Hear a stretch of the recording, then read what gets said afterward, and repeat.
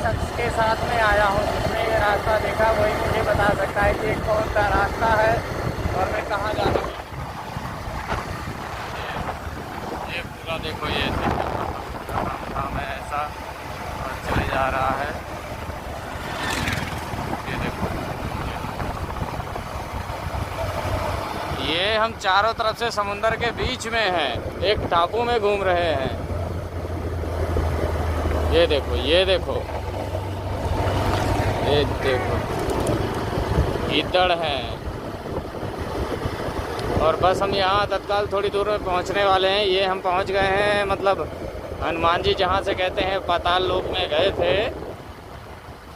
लोग बोलते हैं ऐसा कि यहाँ से पाताल लोक में गए थे, लेकिन जब हम राम जी को रावण ले गया था, वो तो श्रीलंका से ले गया था। और यहाँ के लोग ऐसा बोलते हैं कि राम जी यहीं से, मतलब हनुमान जी पाताल लोक में था, हनुमान जी वो पाताल लोक तो वहीं से गए। तब क्या पता हनुमान जी हो सकता है यहीं से गए हों भाई, हम क्या कह सकते हैं, क्योंकि वो फिर से समुद्र लांग के आए हों क्या है। तो ये स्थान है, हम पहुँच गए हैं, नर्मदे हर, नर्मदे हर, नर्मदे हर, नर्मदे हर। हम डायरेक्ट आज सोमनाथ से चले थे, सीधे भेंट द्वारका आए हैं। तो भेंट द्वारका मतलब 84 धूनी में आए हैं, और 84 धूनी है मेन मुख्य है, बट एक हनुमान जी का मंदिर है। तो लोग बोलते हैं कि यहीं के लोग बोलते हैं कि मतलब हनुमान जी यहाँ से पाताल में गए थे, लेकिन झूठ बोलते हैं, गलत बोलते हैं। तो 84 धूनी का दर्शन किया। जब सुबह यहाँ से निकलेंगे तो भेंट द्वारका भगवान का भी दर्शन करेंगे, फिर द्वारकाधीश का दर्शन करेंगे, फिर नागेश्वर जाएंगे। क्योंकि अगर मैं नागेश्वर जाता तो फिर मुझे सुबह इधर आना पड़ता, इसलिए नागेश्वर जाते हुए उधर से उधर फिर निकल जाऊँगा। फिर डायरेक्ट पोरबंदर वगैरह निकल के फिर सीधा मतलब वहीं जाके दर्शन वगैरह करूँगा। और ये सब समुद्र के टापू के बीच में है हम।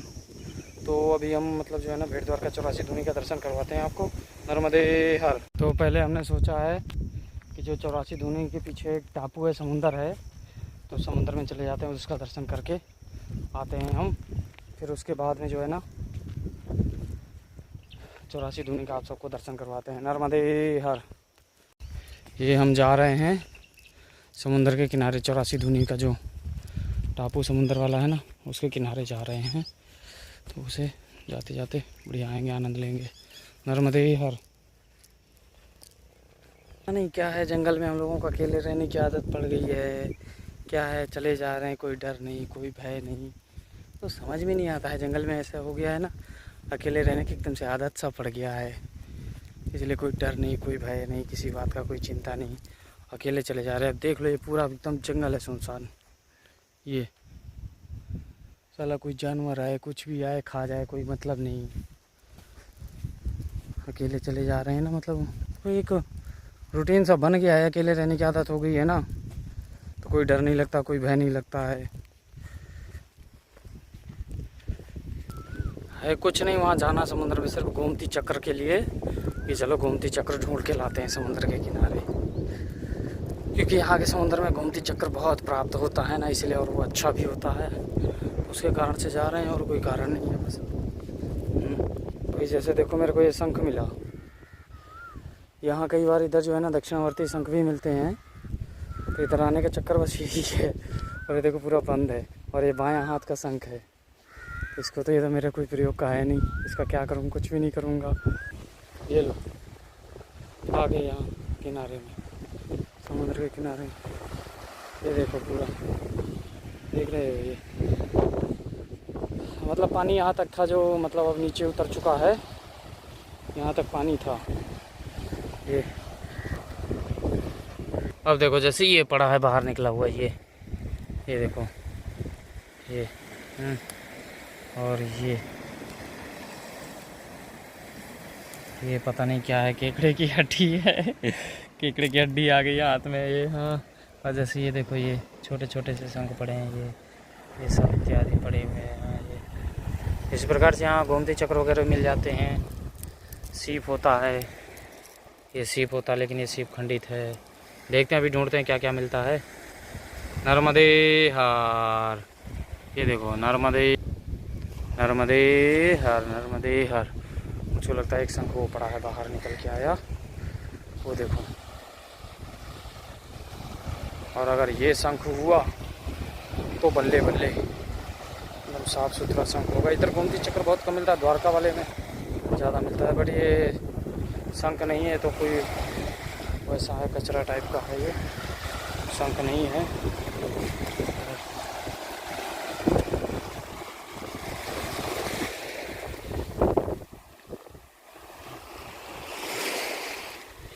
यहाँ बहुत कुछ मिलता है समुद्र के किनारे। जैसे ये देखो, एक गोमती चक्र मिला है, ये इसी प्रकार से ऐसे बहुत मिलते हैं। एक और मिला देखो, एक ये मिला, तो इसीलिए तो कहते हैं रत्नों का खान है समुंदर। ये मिला 3, ये रत्ना है। कहते हैं समुद्र राज तनया श्री रंग धामेश्वरी माता लक्ष्मी के पिता हैं, तो समुद्रों की रत्नों के खान तो है ही है ना। ये देखो, इसको बोलते हैं गोमती चक्र। ये थोड़ा सा ढूंढ लेता हूँ मैं, फिर आपको बताता हूँ। नर्मदे हर। समुद्र के पानी से क्या हाल हुआ है पत्थर का।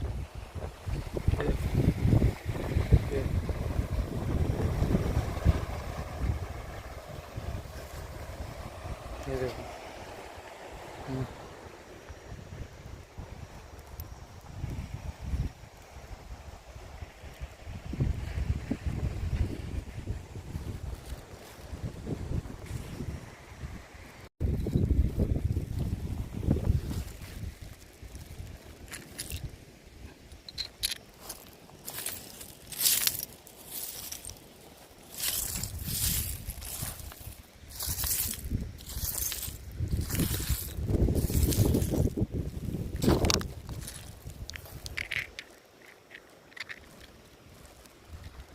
हम पहुंच गए 84 दूना सिद्ध क्षेत्र।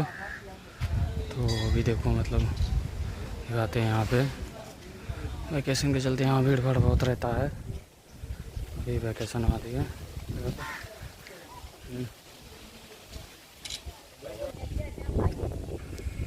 ये सब 84 के 84 धुन है। जब श्री चंद जयंती होती है, श्री चंद नवमी होती है ना, तो उस दिन जो है ना, ये सब धुने चेतन होते हैं।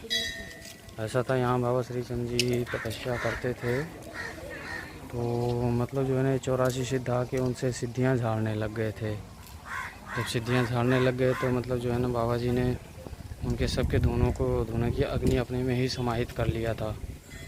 बाबा श्री चंद जी ने उनके सबके धुने की अग्नि अपने में ही समाहित कर लिया था। तो इसके बाद उनका किसी का धुना नहीं चला, तो इसीलिए सब 84 के 84 धुने एक दिन श्री चंद नवमी के दिन चेतन किए जाते हैं। और वहाँ पे जो है ना, उस क्षेत्र में बाबा श्री चंद जी का धुना है।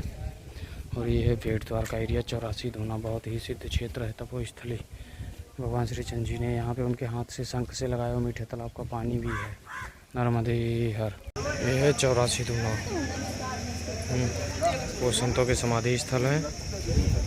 ये माता जी का मंदिर है। अभी आचार्य जी का मंदिर दिखाते हैं, बाबा श्री चंद जी का। भगवान श्री चंद्राचार्य मंदिर एवं अखंड धुना, श्री 84 धुना सिद्ध पीठ।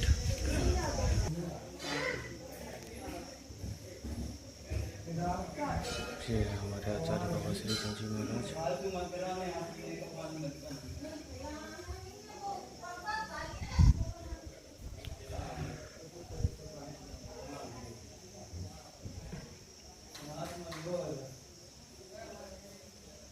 ये अखंड धुना साहिब।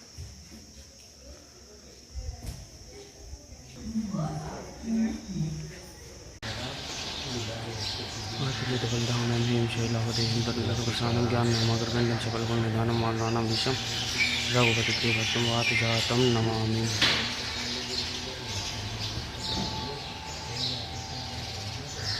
कहते हैं हनुमान जी और मकर ध्वज। हनुमान जी यहाँ से पाताल लोक में गए थे, ऐसा कहते हैं यहाँ पे लोग, लेकिन ऐसा थोड़ी ना है कि यहाँ से हनुमान जी पाताल लोक में गए थे, ऐसा कहते हैं लोग यहाँ से। नर्मदे हर। ये वही आश्रम है भेड़ द्वारका में। कहते हैं यहाँ से हनुमान जी पाताल लोक में गए थे। और इस विषय को मैं तो कह नहीं सकता हूँ क्या कारण है क्या नहीं है, मेरा कहना असंभव है। ये जो है ना, मैं नहीं कह सकता हूँ। नर्मदे हर।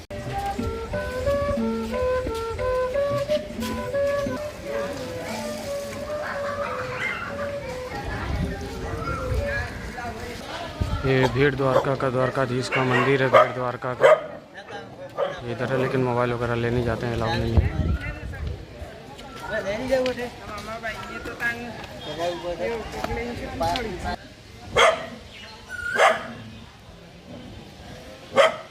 भेड़ द्वारका का मंदिर है, मोबाइल अंदर अलाउ नहीं, तो इसलिए जो है ना हम दर्शन तो कर रहे हैं, लेकिन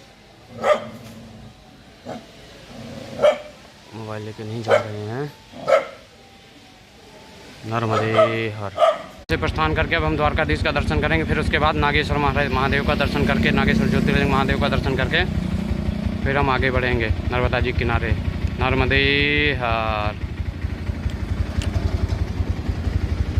ये सब समुद्री इलाका है पूरा भेड़ द्वारका ये।